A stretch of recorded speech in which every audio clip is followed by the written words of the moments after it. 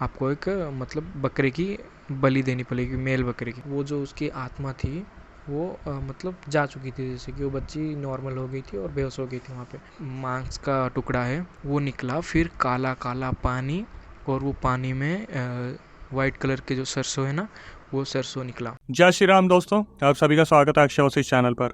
इस चैनल पर मैं अक्षय वशिष्ठ आपको ऐसे पैरानॉर्मल इंसिडेंट और एक्टिविटीज़ के बारे में बताता हूँ जो कि हमारे फॉलोवर और सब्सक्राइबर हमारे साथ शेयर करते हैं। इंस्टाग्राम आईडी, जीमेल आईडी और अब एक ऐसा फ़ोन नंबर जो कि आप स्क्रीन पर देख सकते हैं। तो कभी आपके साथ कोई पैरानॉर्मल इंसिडेंट हुआ हो, आप उसे रिकॉर्ड करके भेज सकते हैं। मैं अक्षय वशिष्ठ उसे नरेट करूंगा अपनी आवाज़ में। आगे बढ़ने से पहले एक बार धन्यवाद जो आप हमारे इंस्टाग्राम, यूट्यूब को इतना प्यार दे रहे हैं। इसी तरीके से आपको फेसबुक को प्यार देना है तो डिस्क्रिप्शन में आपको लिंक मिल जाएगा, आप डायरेक्टली जाकर उसे फॉलो कर सकते हैं।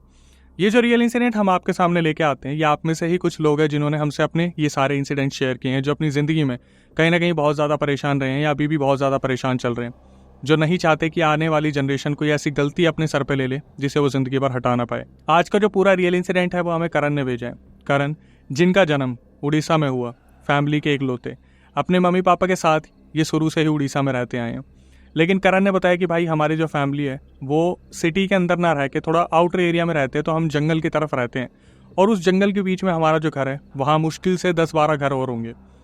उड़ीसा में रहते हुए करण ने बताया कि भाई मेरी ज़िंदगी तो वैसे ही काफ़ी स्ट्रगलिंग रही, लेकिन उन्होंने बताया कि उनके जो पापा थे उनकी ज़िंदगी बहुत टफ थी। मतलब बात है जब करण पैदा हुए थे 2001-2 में, सिर्फ 1-2 साल के थे वो। करण ने बताया कि भाई पापा अभी तो बिल्कुल सेटल्ड हैं, उनकी अच्छी खासी शॉप है, अर्निंग बहुत अच्छी है, लेकिन जब मम्मी पापा की शादी हुई उसके बाद जब मेरा जन्म हुआ 2001-2 में, तो ज़िंदगी बहुत ज़्यादा ऊंची नीचे थी। मतलब पापा उस टाइम पर इलेक्ट्रिक मैन का काम किया करते थे, इलेक्ट्रिसिटी ठीक किया करते थे, तो उन्हें अलग अलग गाँव में जाना पड़ता था क्योंकि बिजली की सुविधाएं इतनी अच्छी नहीं थी वहाँ पर। तो पापा को अलग अलग जगह जाना पड़ता था, गांव-गांव में, घर घर में जाना पड़ता था, वहाँ पर बिजली की सुविधाओं के ऊपर काम करना पड़ता था और उस टाइम पर ज़िंदगी बहुत ज़्यादा मुश्किल हुआ करती थी। तो करण ने बताया कि पापा ने शुरू से ही बहुत ज़्यादा स्ट्रगल देखा है। अभी करण जो है वो जॉब कर रहे हैं, एजुकेशन अपनी कंप्लीट करी है उन्होंने 12th, और उसके बाद वो ग्रेजुएशन करते करते जॉब कर रहे हैं। जब करण ने मुझे पूरा इंसिडेंट बताया जो आज मैं आपके सामने रखने वाला हूँ, इसको सुनने के बाद आप बहुत सीख ले सकते हैं। लेकिन मैं आपको एक और चीज़ भी बताने वाला हूँ कि अभी तक हमारे चैनल की सबसे हॉरर ये जो है इंसिडेंट और स्टोरी होने वाली है। मैं आपको आज इतनी गारंटी दे सकता हूँ कि इस वीडियो के बाद आप बहुत कुछ सीखने वाले हैं और हमारे चैनल की one of the best video ये होने वाली है। तो मेरी कोशिश ये रहेगी कि मैं इसे उसी तरीके से बता पाऊँ और आपसे मेरी जो रिक्वेस्ट रहेगी कि इसे आखिरी तक देखिएगा। करण ने बताया भाई बात है 2023 की, ज़िंदगी में सब कुछ बहुत अच्छा चल रहा था। मैं अपने मम्मी पापा के साथ रहता था, खाना वाना खाता था और रात को हम कभी कभार थोड़ा लेट सो जाया करते थे मस्ती मजाक करते हुए, कभी कभार जल्दी सो जाया करते थे। करण ने बताया कि मेरे पापा मुझसे बहुत प्यार करते हैं क्योंकि मैंने काफ़ी कम उम्र में जॉब पा ली है, अपनी एजुकेशन में भी मैं अच्छा रहा हूँ। करण ने बताया एक रात की बात है भाई, जब बाहर मौसम बहुत अजीब हो रहा था, रात को बारिश, कड़कड़ाती हुई बिजली, जैसे इस रात में कुछ खास था। रात के 12 बजे अचानक से हमारे घर का गेट बजता है। जब गेट बजा तो हम सारे उठ के बैठ गए, मेरे मम्मी पापा और मैं, और हमें लगा कि कुछ अजीब सी चीज़ हुई है। मेरे पापा उठ के गए और जब हमने नीचे जाके गेट खोला तो हमने देखा कि एक इंसान वहाँ पर आया है। हालांकि मेरे पापा उस इंसान को जानते थे, मेरे पापा ने बहुत अच्छी तरीके से उस इंसान का स्वागत किया। लेकिन करण ने बताया कि भाई जब मैंने ऑब्जर्व करा तो ऑब्जर्व करने पे मुझे वो इंसान किसी मजदूर से कम नहीं लग रहा था। मतलब एक इंसान जो काफ़ी टाइम से नहाया नहीं था, लेकिन जब उसने घर में एंट्री ली तो उसकी बॉडी से ऐसी फ्रेगनेंस आ रही थी जैसे चंदन, कुमकुम, जैसे आप मंदिर में जाते हो तो बहुत अच्छी खुशबू आती है। करण बस बैठ गए और देखने लगे कि हो क्या रहा है। वो जो इंसान आया था उन्होंने एक बार करण की तरफ देखा और उसके बाद उन्होंने करण की तरफ दोबारा नहीं देखा। वो करण के पापा से बात करने लगे और करण ने बताया कि मेरे पापा अचानक से उस इंसान को इतनी इज्जत देने लगे जैसे कोई भगवान चल के आए हैं। उस इंसान ने पापा के सामने बोला कि उस गाँव में उस महिला की सर्जरी होनी है, कुछ पैसों की ज़रूरत है, अगर तुम दे सको तो दे दो। करण ने बताया कि भाई मैंने अपने पापा को ऐसे वशीकरण होते कभी नहीं देखा। मेरे पापा सीधा उठे, अलमीरा की तरफ गए, वहां से पैसे लेके आए और उस इंसान के हाथ में थमा दिए। करण ने बताया कि भाई ये चीज़ देखकर मैं हैरान था कि इस इंसान को आए मुश्किल से 5 मिनट हुए हैं और इस इंसान ने मेरे पापा से पैसे मांगे और मेरे पापा ने दे भी दिए। ये कैसे पॉसिबल हो सकता है? वो जो इंसान था अगले 10 मिनट के अंदर देखते ही देखते मेरी नज़रों के सामने रफू चक्कर हो गया। करण ने अपने पापा से पूछा कि पापा सब ठीक है? तो उनके पापा ने बोला कि हाँ बेटा सब ठीक है, चलो अब सोने चलते हैं। करण ने बोला कि भाई मैं अपने पापा के साथ सोने के लिए तो चला गया, मैं अपने बेड पर लेट भी गया, लेकिन मेरे दिमाग में सवाल चलता रहा कि ये जो इंसान आया था ये कौन था और मेरे पापा ने इसे पैसे क्यों दिए। 1-2 दिन तो करण ने अपने मुंह पे जैसे ताला सा सांध लिया था। उसके बाद करण अपने पापा के पास गए 2 दिन बाद, जब रात को वही मौसम हो रहा था, उनके दिमाग में वही सारी चीज़ें चल रही थी कि कौन इंसान आया था। करण ने अपने पापा से वो सवाल पूछ डाला जो शायद उन्हें नहीं पूछना था। करण ने अपने पापा से बोला कि पापा, ये इंसान कौन आया था जिसको आपने पैसे थमाए थे। करण के पापा अचानक से करण को देखते हैं और बोलते कि बेटा, तू इतना क्यों सोच रहा है। वो एक इंसान थे जो भगवान के रूप में आए थे और वो आके चले गए जैसे वो दर्शन देने आए थे। अब करण के दिमाग में और क्यूरियोसिटी हुई कि भाई ऐसा कौन इंसान आया था जिसकी पापा इतनी तारीफ़ कर रहे, क्योंकि पापा करण की तारीफ़ तो करते नहीं कि इतने अच्छे मार्क्स आने के बाद भी करण की तारीफ़ हो जाए। तो करण अपने पापा को बहुत ज़्यादा जोर डालते इस बात पे कि पापा मुझे बताइए ये इंसान कौन थे। करण के पापा बोलते कि चला, आज मैं तेरे को इस जीवन का एक बहुत बड़ा सच बताता हूँ जिसको सुनने के बाद शायद तेरी आंखें खुल जाए और तू बहुत कुछ सीख जाएगा। अब यहाँ से वो करण को पिछले वक्त में लेके गए। उन्होंने बताया, करण, बात है 2001-2 की, जब बेटा तू बस 1-2 साल का था। अब यहाँ से हम करण का कैरेक्टर थोड़ी देर के लिए हटाते हैं और उनके पापा की मुंह ज़बानी जो सारी कहानी हुई थी वो बताते हैं।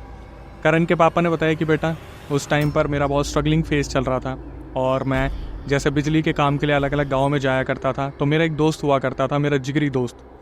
हम दोनों कभी कभी मिल के गाँव में जाया करते थे और कभी कभी ऐसा होता था रात को अलग अलग जगह से कंप्लेंट आने पर हम दोनों को अलग अलग जगह पर जाना पड़ता था।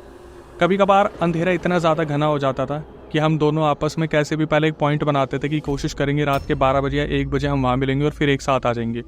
अब इसके बाद करण के पापा ने करण को बताया कि जो उनके दोस्त थे उसका एक भाई था जिसका नाम था निखिल। वो एक लड़की को बहुत प्यार करता था। कॉलेज के दिनों से ही उनके बीच में प्यार बहुत उफान पे था और वो लड़की भी उनके भाई को, निखिल को, बहुत ज़्यादा पसंद करती थी।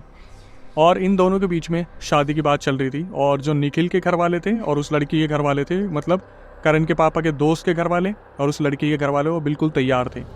लेकिन एक चीज़ थी जो इस मोहब्बत के बीच में आ रही थी, वो थी उस लड़की के पीछे एक आशिक जो हमेशा उसे परेशान किया करता था, कोशिश किया करता था, रोका करता था, टोका करता था। और वो इस लेवल पे प्यार करता था लड़की को। लड़की का नाम बरखा था। बरखा को इस लेवल पे वो जो आशिक था वो इस तरीके से प्यार करता था कि जब बरखा सोया करती थी तो उसकी खिड़की से वो कूद के अंदर आने की कोशिश करता था। कितनी बार उस आशिक ने घर में दस्तक देने की कोशिश की लेकिन हर बार उसे पकड़ लिया गया। बरखा हमेशा उससे दूर रहा करती थी, लेकिन वो इंसान जो था, वो जो आशिक था बरखा का, वो इस कदर प्यार में डूबा हुआ था कि वो किसी से भी पंगे लेने को तैयार था। करण के पापा ने उन्हें बताया कि उस टाइम पर पुलिस इतना अच्छा काम नहीं किया करती थी, तो पुलिस से उम्मीदें कम ही रखी जाती थी। करण के पापा ने बताया उनके जो दोस्त थे वो बहुत ज़्यादा परेशान चल रहे थे क्योंकि वो निखिल की शादी करवाना चाहते थे बरखा से, और बरखा जो थी वो शादी करने के लिए तैयार थी, फैमिली भी तैयार थी, लेकिन इस आशिक का क्या किया जाए। तो करण के पापा ने बताया कि उनकी आंखों देखी बात है, उस आशिक को निखिल के भाई ने पहले समझाया, फिर निखिल ने जाके समझाया कि मेरी उससे शादी होने वाली है तो तू उससे दूर हो जा। और वो जो आशिक था वो इस कदर जैसे उस बरखा से प्यार किया करता था, वो बोलता कि तू शादी करके दिखा, वो मेरी है, बस मेरी है, उसे कोई नहीं पा सकता, वो सिर्फ मेरी है। निखिल की फैमिली ने और लड़की की फैमिली ने डिसीज़न लिया कि अब हम पुलिस वालों की मदद लेंगे। पुलिस वालों के पास गए, उन्हें पैसे दिए और कहीं ना कहीं उन्हें समझाया कि भाई उसे डराओ, मारो, पीटो, लेकिन उस आशिक को बरखा से दूर करो। बरखा की शादी निखिल से होने वाली है और ये दोनों आपस में बहुत प्यार करते हैं, लेकिन वो जो आशिक है वो बीच में बहुत अड़ंगे डाल रहे हैं, जिसकी वजह से बरखा की इमेज पे बहुत बात आ रही है। पुलिस वालों ने अचानक से एक दिन उस आशिक को उठा लिया, उसे बहुत पीटा और समझाया कि बेटा पीछे हटता है इससे पहले कि तेरी वो हालत कर दे कि शायद तू सोच में पड़ जाए कि तू इंसान है या गधा है। उस टाइम पर उस आशिक ने हार मान ली और 2-3 दिन बाद खबर आती है कि उसकी कहीं बाहर शहर में नौकरी लग गई और वो वहाँ पर जाके सेटल हो गया। 2-3 महीने बीते थे, निखिल और बरखा की शादी करा दी गई। शादी कराने के बाद इनकी ज़िंदगी बहुत अच्छी बीतने लगी। दिन प्रतिदिन इनके अंदर प्यार की भावनाएं बढ़ती चली गई और 1 साल 1.5 साल बाद खबर आती है कि बरखा जो है वो पेट से है। अब हम वापस आते करण की तरफ।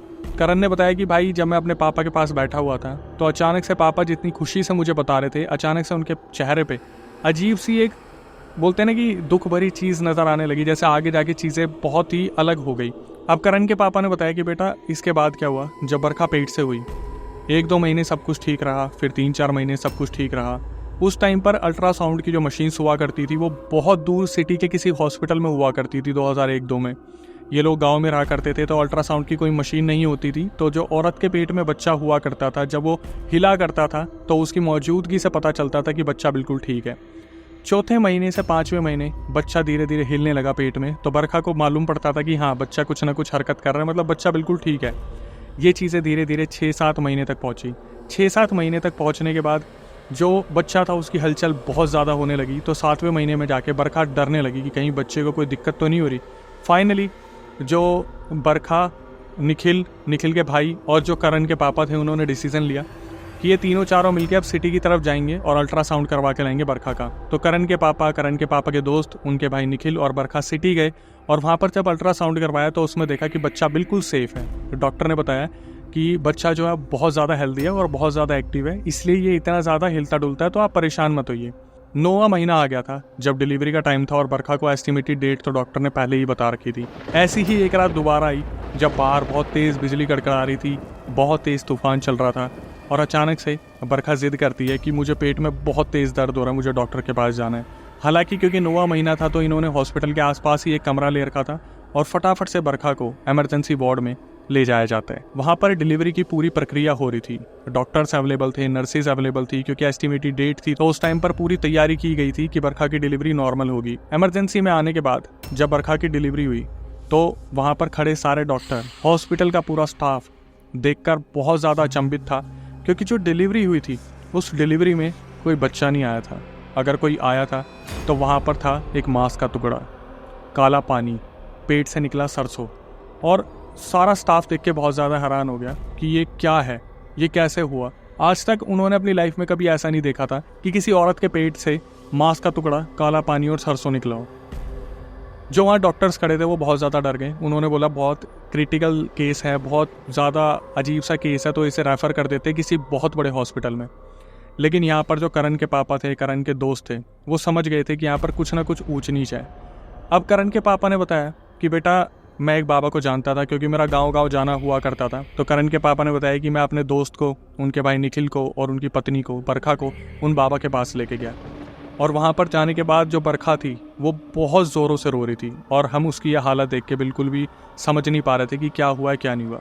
वहाँ जो बाबा बैठे थे उन्होंने अचानक से बरखा को देखा और बरखा को देख के बोले कि बेटा तू मांस मच्छी खाती है क्या? और बरखा ने अपने मुँह से बोला कि हाँ मैं कभी कभी खाती हूँ। तो वहाँ जो गुरुजी बैठे थे वो अचानक से बोलते कि नहीं, तू कभी कभी नहीं खाती, तू बहुत ज़्यादा खाती है। तो उसी दौरान जो वहाँ पर बरखा के पति खड़े थे निखिल, उनसे पूछा गया कि बेटा तू इसे नॉनवेज खिलाता है बहुत ज़्यादा? तो निखिल बोलता है कि हाँ मैं खिलाता हूँ। तो करण ने बताया कि अक्षय भाई हमारे उड़ीसा में ना छोटी छोटी मछलियों को जब खाते हैं तो कहते हैं कि प्रेगनेंसी के दौरान अगर छोटी मछलियाँ खाई जाती हैं तो कहते हैं कि वो बच्चे की हेल्थ के लिए बहुत ज़्यादा अच्छी रहती है। इसीलिए जो बरखा थी वो उस टाइम पर छोटी मछलियाँ खाया करती थी। तो वो जो गुरुजी बैठे थे उन्होंने बताया कि ये जो तुम मछलियाँ खाते हो ना, और ऐसे दिनों पे होली, दिवाली, अमावस, संक्रांत या एकादशी, द्वादशी, तुम कभी भी कोई दिन नहीं देखते और मछलियाँ खा लेते हो, उसकी वजह से कोई एंटिटी तुम्हारे ऊपर हावी हो गई जिसने तुम्हारा बच्चा खा लिया, जिसने इस तरीके से तुम्हारे ऊपर चीज़ें करी। तो वो जो गुरुजी बैठे थे उन्होंने साफ साफ बोल दिया कि कोई एंटिटी है जो ये सब कर रही है और मेरे हाथ में वो एंटिटी नहीं है, तो तुम्हें मेरे बड़े गुरुजी के पास जाना होगा। अब जो मुद्दे की बात थी वो ये थी, जो करण के पापा थे वो भी इन बाबा जी को जानते थे, इससे ऊपर किसी को भी नहीं जानते थे। लेकिन यहाँ पर जो बाबा बैठे थे उन्होंने हाथ खड़े कर दिए कि मेरे अंदर इतनी शक्ति नहीं है, ना ही इतनी सिद्धि है कि मैं इस एंटिटी को इस तरीके से हटाऊं, तो तुम्हें मेरे बड़े गुरुजी के पास जाना होगा। अब ये रात को तो अपने घर पे वापस आ गए। अगले दिन ये गाड़ी का इंतज़ाम करते हैं और उन बड़े गुरुजी के पास जाते हैं। अब इस फैसले के बाद करण के पापा ने बताया कि बेटा करण, जब हम वहाँ पर पहुँचे तो वहाँ पर हालात जो थे मैं आपको बताता हूँ। उस गाँव में पहुँचते पहुँचते पहले तो हमें शाम हो गई। शाम के दौरान उस गाँव में ना तो बिजली थी, ना ही पानी की कोई व्यवस्था, मतलब जो बगल से नदी बह रही थी लोग वहीं से पानी पिया करते थे। और उस गांव में, जिस गांव में ये लोग गए थे बड़े गुरुजी से मिलने, सिर्फ 5 घर हुआ करते थे। करण के पापा ने बताया कि जब हम वहाँ पहुँचे और हमने गुरुजी को कुछ बताने की कोशिश की, उससे पहले ही गुरुजी ने बोल दिया बैठ जाओ, मुझे मालूम है तुम लोग यहाँ पर क्यों आए हो और मुझे मालूम है तुमसे क्या गलतियाँ हुई है, बैठ जाओ शांति से। जब ये चारों वहाँ पर बैठे तो इनके बैठने का इंतज़ाम करा बड़े गुरुजी ने, और ये बड़े गुरुजी और कोई नहीं थे, ये वही इंसान थे जो 2023 में इनके घर पे मदद के लिए आए थे। मेरे पापा ने बताया कि वो जो गुरुजी थे वो इतने शक्तिशाली थे कि वो पका हुआ खाना भी नहीं खाते थे, सिर्फ फल फ्रूट पे वो रहते थे और मुश्किल से दूध और पानी पिया करते थे। उनके अंदर इतनी सिद्धि थी, अलग अलग तरीके की इतनी ज़्यादा सिद्धि थी कि वो जो पेड़ होते हैं उनकी रूहों से बात किया करते थे और उन पेड़ों को अपनी एक जगह से दूसरी जगह तक चलवा दे करते थे। उनमें इतनी सिद्धि थी। जैसे आपने सुना होगा कि रात को टहनियों को नहीं तोड़ना चाहिए, उनमें जान होती है। और वो जो सिद्धि पुरुष इंसान थे वो उन पेड़ों से बात किया करते थे और रातों रात पेड़ों को ऑर्डर दे के इधर से उधर करवा दिया करते थे। इतनी ज़्यादा सिद्धि उनमें थी। जब ये लोग बाबा के पास पहुँचे तो बाबा ने वहाँ इन्हें बैठाया और एक अंडा दिया। उस अंडे को जो बरखा थी उसे बोला कि इसे कच्चा फोड़ के सीधा पी जाओ। करण के पापा ने बताया कि मैंने अपनी आंखों से देखा कि बरखा को उस अंडे को तोड़ के दिया गया और जो निखिल थे उन्होंने मुंह खोला और बरखा उस अंडे को निकल गई।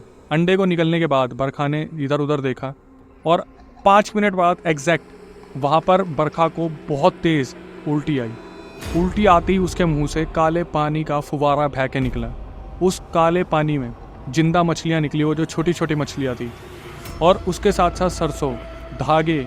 ये चीज़ें बड़े गुरुजी के लिए तो बहुत आम थी, लेकिन वहाँ पर जो करण के पापा बैठे थे, उनके दोस्त बैठे थे, निखिल बैठे थे, वो देखकर बहुत अचंभित हो गए कि ये बरखा के मुंह से क्या क्या निकल रहा है, इतना सब कुछ निकलना कैसे पॉसिबल है। वहाँ पर इतनी गंदी बदबू आने लगी, इतनी गंदी बदबू आने लगी। जो बरखा के पति थे निखिल, उन्होंने वहाँ सफाई करनी शुरू की और धीरे धीरे करके वहाँ पोछा लगाया और सब कुछ साफ करा। गुरुजी जब ये सब कुछ देख रहे थे तो जैसे करण के पापा, उनके दोस्त और निखिल तीनों अचंभित थे कि ये क्या हो रहा है। तो गुरुजी से पूछने लगते कि गुरुजी ये बरखा के साथ क्या हो रहा है, समझ नहीं आ रहा है। तो गुरुजी बोलते कि चिंता मत करो, आज रात मैं एक पूजा करूँगा और उस पूजा में तुम्हें सब कुछ बताऊँगा। और गुरुजी बोलते हैं कि लेकिन इस पूजा के लिए मुझे एक नारियल चाहिए जिसमें भरा पानी होना चाहिए। तो निखिल के जो बड़े भाई थे और करण के पापा उस नारियल को ढूंढने निकलते हैं। एक नारियल लेके आते हैं जो ऊपर तक भरा था। हालांकि उन्हें ढूंढने में बहुत मुश्किल हुई उस नारियल को, क्योंकि ये जंगल में थे। लेकिन गुरुजी का मानना था कि अगर आप आए हो तो इतनी मेहनत तो आपको करनी पड़ेगी। वहाँ पर पूजा का पूरा बंदोबस्त हुआ। ये लोग निकल के जंगल की ओर गए और जंगल में एक पेड़ था। उस पेड़ के सामने बरखा को बैठाया और बरखा के सामने एक टूटा हुआ नारियल रखा, जो नारियल आधा होता है जिसमें कोई सामान डल सके, और वो भरा नारियल जो था उसे रखा। और वहाँ पर जो गुरुजी थे उन्होंने अपने मंत्र पढ़ने शुरू करे। मंत्र पढ़ते ही वहाँ पर वही दोबारा सब कुछ आना स्टार्ट हो गया। वही बारिश, तेज हवाएं, मौसम बदलने लगा। तो गुरुजी एक बार ऊपर देखते और नीचे देख के अपने मंत्र शुरू करते हैं और एकदम से वो जो दराती उनके हाथ में थी फटाफट से उस नारियल पे मारते हैं। और नारियल पे मारने के बाद वहाँ पे देखने के बाद सब बहुत ज़्यादा अचंभित हो गए थे, क्योंकि उस नारियल के अंदर से पानी नहीं रक्त बहने लगा। और वहाँ जो बरखा बैठी हुई थी वो भी इस चीज़ को देख रही थी। तभी अचानक से बरखा के मुँह से एक लाइन निकलती है कि गुरुजी वो रात को मेरे साथ संबंध बनाता है। ये चीज़ तो ना निखिल को पता थी, ना उनके भाई को और ना करण के पापा को। गुरुजी बोलते कि मुझे पता है, अब तू यहाँ पर सब कुछ बताएगी, वो सारा सच जो अभी तक तूने किसी को नहीं बताया। जो एंटिटी थी, जो भी एंटिटी बरखा के साथ थी, वो उसके साथ कहीं ना कहीं गलत चीज़ें किया करती थी और बरखा अपने पति को नहीं बताया करती थी, ये सोच के कि कहीं ना कहीं जो पति है निखिल वो बहुत ज़्यादा परेशान हो जाएंगे। तो वहाँ जो बाबा जी थे, जो गुरु जी थे, वो अचानक से मंत्र पढ़ते पढ़ते बोलते कि एक इंसान है जो इसके पीछे पड़ा हुआ है, किसी औरत का हाथ है उस चीज़ में। तभी बाबा को एकदम से जैसे वाइब्रेशन से होते हैं। बाबा बताते हैं कि तुम बहुत मांस मच्छी खाते हो ना, ये मांस मच्छी तुमने खाई नहीं है, तुम्हें खिलाई गई है। और बाबा वहाँ पर बैठे बैठे सब बता देते हैं कि जिस मार्केट से निखिल मांस मच्छी लेके आते थे, उस मार्केट में एक औरत खड़ी होती थी और वो औरत और कोई नहीं थी, वो जो आशिक था वो उसकी मौसी थी। वो औरत जो थी उसने बहुत सिद्धि प्राप्त कर रखी थी और वो काली विद्या में बहुत अटल थी। मतलब मान के चलिए कि काली विद्या की वो एक तरीके से महारानी थी उस टाइम पर। अभी भी वो जो थी काली विद्या का यूज़ कर रही थी। उन्होंने क्या करा था, वो जो आशिक था, हम उसे एक नाम दे देते हैं, संदीप। संदीप जो था वो जब 3 दिन बाद उसे वहाँ से निष्कासित किया गया था उस जगह से, तो वो सीधा अपनी मौसी के पास गया और मौसी को जाके उसने भड़काया। हालांकि जो मौसी थी वो कभी गलत काम किया नहीं करती थी, लेकिन वो जो मौसी थी, जिस तरीके से संदीप ने, उस आशिक ने अपनी मौसी को भड़काया कि मौसी मेरी बेइज्जती कर दी, मैं शहर में रहने लायक नहीं हूँ, मेरे साथ इतना सब कुछ किया और आप मेरा साथ नहीं दे रहे, तो उसने मौसी को इतना भड़काया कि मौसी ने एक सॉल्यूशन दिया कि मैं अपने प्रेत आत्माओं से कुछ गलत नहीं करवाऊंगी, लेकिन मैं तुझे आत्मा बना के उस लड़की के पास भेज सकती हूँ। तो उस लड़के ने, संदीप ने, जो आशिक था, उसने क्या करा, मौसी के बोलने पर खुद का बलिदान दिया। बलिदान देने के बाद वो जो आत्मा थी संदीप की, उसे मौसी ने सिद्ध करा और उसे पीछे भेजा। किसके? बरखा के। वो बरखा के पीछे रहा करता था और बहुत टाइम से वो एंटिटी बन के बरखा के साथ गलत किया करता था। वो जो मौसी थी वो वहाँ पर मच्छी बाज़ार में मच्छी बेचा करती थी और निखिल जाकर उन्हीं से मच्छी लिया करता था, जिस मच्छी पर काली क्रियाएं की जाती थी, और वो मच्छी सारे पेट को ख़त्म कर गई। मतलब जो बरखा का बच्चा था उसको इस तरीके से मांस का टुकड़ा बनाया काली क्रिया से। और वो जो गुरुजी थे वो सब बता रहे थे कि वो औरत जो मौसी है वो इतनी सिद्धि प्राप्त है, उसने तारापीठ की सिद्धि भी कर रखी, काली माँ की सिद्धि भी कर रखी है, बहुत सारी ऐसी सिद्धियाँ कर रखी है जिससे उसने अपने पास जिन, भूत, प्रेतों को पाल रखा है। हालांकि इनकी किस्मत इतनी अच्छी थी कि ये जिन गुरुजी के पास गए थे, इनके पास उनसे बहुत ज़्यादा सिद्धि थी। ये बोलने के बाद अचानक से निखिल वहाँ पर बोलते कि गुरुजी अब हम क्या करेंगे। गुरुजी बोलते कुछ नहीं, अब हमें एक बड़ी पूजा करनी होगी, चलो उठो और अब फटाफट से सोने की तैयारी करो क्योंकि सुबह 4 बजे पूजा होनी है। ये जो पूजा ऑलरेडी हो रही थी, ये रात को हो रही थी। इस पूजा को निपटाने के बाद ये लोग वापस गुरुजी के घर में आए। इन्होंने अपने सोने का साधन ढूंढा, तब तक गुरुजी अपने घर से बाहर निकल गए। गुरुजी सुबह 4 बजे इन्हें उठाते हैं, बोलते कि चलो पूजा का बंदोबस्त हो चुका है, अब हमें पूजा करनी है। अब ये जो दृश्य मैं आपको बताने वाला हूँ, इसने मेरे भी रोंगटे खड़े कर दिए थे। अब सुबह 4 बजे की जो पूजा होने वाली थी, उसकी तैयारी के लिए ये सिर्फ अकेले नहीं थे, ये अपने घर से निकले। तो वहाँ पर जो जितने भी 4-5 घर थे, वहाँ पे जितने भी इंसान थे, सब वहाँ आ रखे थे मदद के लिए।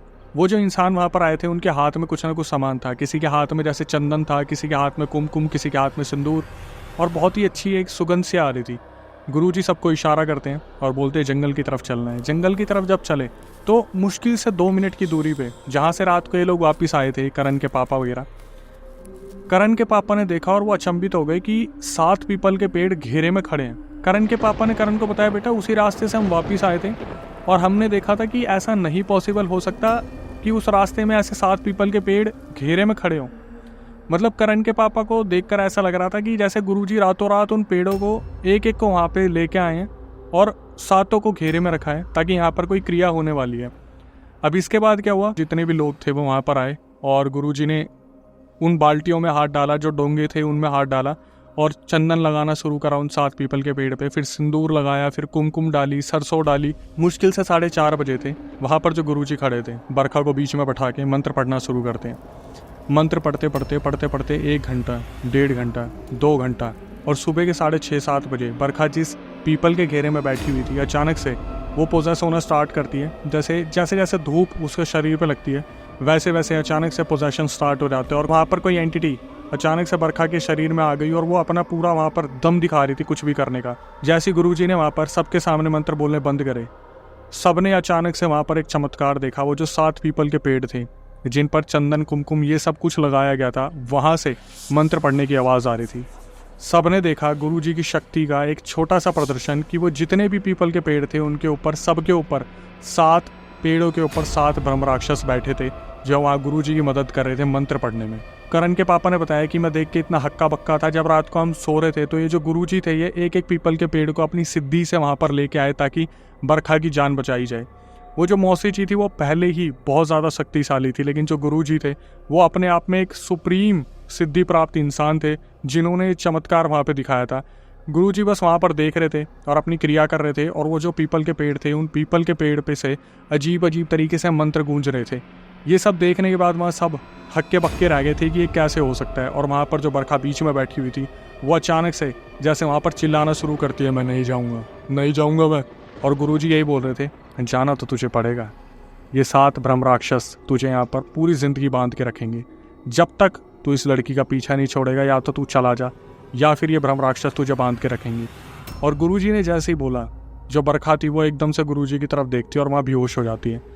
गुरुजी ने बरखा को बीच में से खींचा और वो जो 7 पेड़ थे वो एकदम से घेरे में आ गए, जैसे उन्होंने किसी चीज़ को बांध लिया हो। गुरुजी ने बताया कि अब बरखा बिल्कुल ठीक है, और वो जो संदीप, जो आशिक है, उसकी जो आत्मा है वो इन 7 पीपल के पेड़ के बीच में बंध गई है। अब ये जो ब्रह्म राक्षस हैं, ये इसे अपने आप संभाल लेंगे। अब हमें मंदिर की ओर प्रस्थान करना है। गुरुजी ने 7 नारियल मंगवाए थे गांव वालों से, और वो नारियल लेकर सीधा जो बरखा के हाथों मंदिर में चढ़वाए गए। जो काली माता का वहाँ मंदिर था, उन नारियलों को 7 के 7 को फुड़वाया गया, और फिर जब उनमें से पानी निकला तब इस चीज़ की तसल्ली हुई कि अब बरखा बिल्कुल ठीक हो चुकी है। करण के पापा ने बताया कि ये जो दृश्य पूरा का पूरा था, ये मेरे सामने हुआ, और ये वही गुरुजी थे जो इनके घर में आए थे। करण को अब ये सब चीज़ें सुनने के बाद इतना अफसोस हो रहा था, इतना अफसोस हो रहा था। करण ने मुझे रिकॉर्डिंग में बताया कि भाई मैंने कैसे मौका छोड़ दिया कि मैंने इतने सिद्धि पुरुष इंसान के पैर नहीं छुए, मैं कैसे रह गया। करण को अब तक अफसोस होता है उस चीज़ का। और करण के पापा ने जो पूरा दृश्य देखा, करण के पापा ने बताया कि आज भी अगर वो गुरुजी से मिलने जाते हैं तो गुरुजी की कुटिया के बगल में आज भी वो 7 पीपल के पेड़ है जो वहाँ पर उस आत्मा को बांधे रखे हैं, जो संदीप, उस आशिक की आत्मा है। अब वहाँ पर ब्रह्म राक्षस तो नहीं दिखते, लेकिन मौजूदगी आज भी होती है कि ब्रह्म राक्षस जो है गुरुजी के लिए आज भी काम करते हैं, और उनके वचनबंदी है कि कभी भी गुरुजी को धोखा नहीं देंगे। गुरुजी कहीं ना कहीं अपने अंदर इतनी सिद्धि रखते हैं, इतनी सिद्धि रखते हैं कि वो फूलों से बात करते हैं, जो पेड़ होते हैं उनसे बात करते हैं, आत्माओं को मुक्ति दिलाते हैं। और ऐसे गुरुजी को मेरा कोटि कोटि प्रणाम है हाथ जोड़ के कि भाई इतनी सिद्धि वाले इंसान आज भी हमारे बीच में हैं। करण से मेरी जब लास्ट बात हुई तो उन्होंने बताया कि अक्षय भाई हमारे उड़ीसा के ऐसे बहुत सारे इंसिडेंट है, ये तो मेरे पापा ने मुझे बताया जो 2001-2 में उनके सामने उनके साथ हुआ, लेकिन आगे मैं आपको ऐसे बहुत सारे इंसिडेंट बताऊंगा जहाँ पर ये सच्ची घटनाएं उड़ीसा में होती आई हैं। अब यहाँ से हम moral of the story conclusion लेते हैं। जो आशिक है वो गया तेल लेने, लेकिन सबसे पहले अगर आप हिंदुइज्म में हैं और बिना दिन देखे मांस मच्छी खा रहे हैं, भाई देखो मैं नहीं जानता कि आप किसके बोले पे खा रहे हो, लेकिन मेरे हिसाब से थोड़ा सा आपको ध्यान देना चाहिए। बोलते हैं ना कि कहीं ना कहीं आप किसी की तो जान ले ही रहे हो, लेकिन फिर भी अगर ये आपके कल्चर में है तो आपको रोक नहीं सकता है, क्योंकि आप जीव हत्या ही कर रहे हो। अब कुछ इंसान कमेंट बॉक्स में बोलेंगे भाई ये तो सर्कुलेशन ऑफ लाइफ है, लेकिन मैं फिर भी कुछ नहीं बोलूँगा, ये आपके ऊपर है कि आप इसे किस तरीके से ले सकते हो, हम तो आपको मना ही करेंगे। लेकिन फिर भी आप अगर खाते तो इस चीज़ का ध्यान रखिए कि कुछ दिन आप इग्नोर करें। अब कमेंट सेक्शन में इसमें क्या बातें होने वाली है मैं उस पर ध्यान नहीं देने वाला, क्योंकि मेरा जो काम है वो है आपको सीख देना। यहाँ से आप सीख ले सकते हैं, और अगर आपके पीछे कोई आशिक पड़ रहा है तो वक्त होते इंसान बता सकता है अपने घर पे कि मुझे वो परेशान कर रहा है, चाहे वो लड़की हो या लड़का। और अगर आपके साथ कुछ गलत हो रहा है जैसे फिजिकली हार्म, तो आप बता सकते हो कि हमारे साथ कुछ ऐसा हो रहा है। जैसे बरखा ने इस चीज़ को छुपा के रखा और वो गुरुजी के पास जाके इतना बड़ा राज खोला है। फिर भी आखिरी में मैं क्या बोलता हूँ यार, मैं जो सब्सक्राइबर से बात कर करके उनके रियल इंसिडेंट लेके आता हूँ और उनसे सारी चीज़ें कंफर्म करता हूँ, तो मेरी आपसे बस इतनी रिक्वेस्ट होती है कि जो नए व्यूअर्स चैनल पे आए वो चैनल को सब्सक्राइब कर ले, बेल नोटिफिकेशन ऑन कर ले, ताकि ऐसे अवेयरनेस वीडियोस आपको मिलते रहे और उनसे आप सीख लेते रहें। आपके साथ कभी ऐसा गलत ना हो। और आप ही की भारी डिमांड पर हमने अपना पॉडकास्ट चैनल स्टार्ट किया जिसका नाम है अक्षय वशिष्ठ हॉरर शो। अगर आप चाहते हैं पॉडकास्ट बस वहीं अपलोड हो और यहाँ स्टोरीज में बढ़ा दूँ, तो जाके सबसे पहले उस चैनल को सब्सक्राइब कीजिए, बेल नोटिफिकेशन ऑन कीजिए। और सबसे अच्छी बात, आप भी उसका हिस्सा बन सकते हैं, मतलब गेस्ट के साथ हम सब्सक्राइबर्स को भी अपने पॉडकास्ट पर बुला रहे हैं। तो प्रक्रिया में आपको बता देता हूँ, जो स्क्रीन पर डिस्क्रिप्शन पर आपको नंबर दिख रहा है उस पर पूरा रियल इंसिडेंट रिकॉर्ड करके भेज दीजिए और नीचे मेंशन कर दीजिए भाई हम पॉडकास्ट में आना चाहते हैं। दिल्ली में हमारा सेंटर है, एक बार टीम रिव्यू करेगी और फिर आपको पूरे इंस्ट्रक्शंस दिए जाएंगे। इसके बाद यही कहूँगा, कभी आपके साथ कोई पैरानॉर्मल इंसिडेंट हुआ हो तो आप उसे रिकॉर्ड करके भेज सकते हैं। मैं अक्षय वशिष्ठ उसे नरेट करूँगा अपनी आवाज़ में। बस यही कहूँगा, ध्यान रखिए, सतर्क रहिए, जितना ज़्यादा हो सके दिया हुआ मत खाइए, माँ बाप से प्यार कीजिए और थोड़ा सा मांस मच्छी को कम करो अगर कर सकते हो तो। अदरवाइज़ मैं कुछ नहीं कहना चाहूँगा, बस यही कि नई वीडियो नए पॉडकास्ट आने तक stay tuned with the channel. वो देसी अंडा होता है ना, देसी अंडे, तो उसमें से एक उनको कच्चा खाने के लिए देते हैं, तो वो क्या करती है कि ठीक है मतलब खा लेती है, मतलब उसकी उल्टी में से जिंदा मछली निकल रही है। मतलब वो जो छोटे छोटे मछली में बोल रहा था ना, वो छोटे छोटे जिंदा मछलियाँ और वाइट कलर के वो जो सरसों थे, और मतलब एक धागा जैसा, वो जो लड़का अपनी खुद की प्राण त्याग दिया उसके आत्मा को काबू करके ये गलत चीज़ें करने लगी इनके साथ, और इनके पास वो आत्मा को भेज दी। और वो मछली में से कुछ डाल के खिलाती थी।